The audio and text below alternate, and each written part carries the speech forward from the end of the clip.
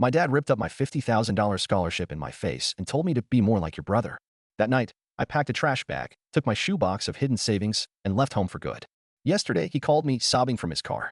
My golden child brother had stolen everything. And that was just the beginning. My parents raised two kids, my brother David, the prince, and me, the future baby maker. David was told he was unstoppable. I was told my only value was motherhood.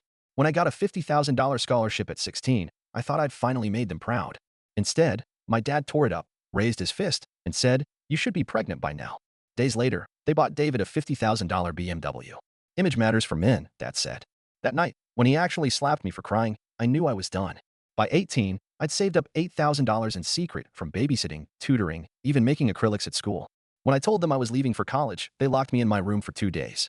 When they let me out, Dad stood by the door and said, "Walk out that door and don't come back." I walked. Fast forward, I'm now the director of engineering, 6 figures, equity, my own team. My parents?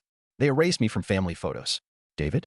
Living the dream, law firm partner, engaged, surrounded by luxury. Or so they thought. At 2 a.m., I got a call from my old phone. It was my mom, sobbing uncontrollably. "Sophia, we need your help." David's gone. Gone? Turns out, there was no cancer, no treatment, no center. David scammed them out of everything: retirement savings, the house, their cars. He'd been living in Dubai for 6 months. My parents?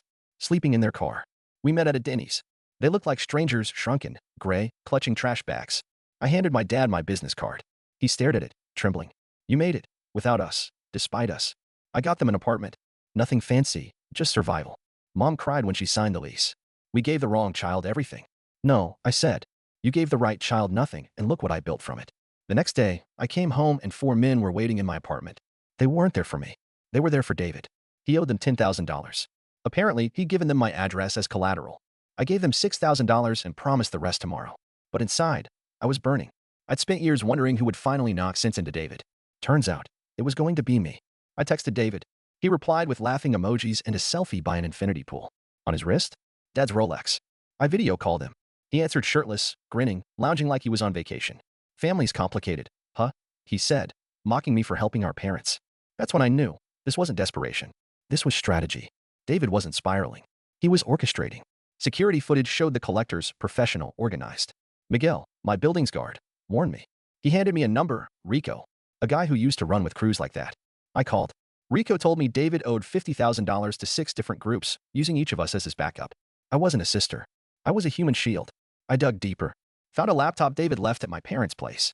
Search history, Dubai real estate, fake cancer kits, offshore accounts.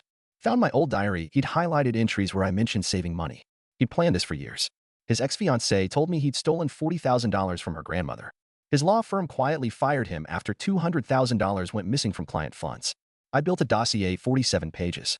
Every lie, every theft, every scam. David started calling my boss, my assistant, our extended family, spinning lies about me. Same old tactics. Same fake charm. But this time, I was ready.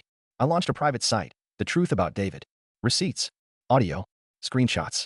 Everything he feared most, exposure. Even my mom's country club friends started whispering. Old allies turned away from him. He flew back to LA, tried to show up at our parents' place, still pretending to be sick. They didn't let him in. My mom cried, torn. "But my dad?" He said, "We enabled this. It ends now." David tried one last con, told relatives I was controlling our parents for inheritance. I offered him $10,000 to disappear. He took it, then demanded more. I'd recorded the entire thing. The collectors found him. So did his Dubai wife's family. He'd scammed them too. They froze his accounts. He was arrested for fraud. Every door shut. My parents entered therapy. My dad joined a coding boot camp. Mom cried during dinner, not out of guilt, but relief. "I gave the wrong child everything," she whispered. "You gave us everything. And me? I never had to become him to beat him. Truth was enough. I was enough.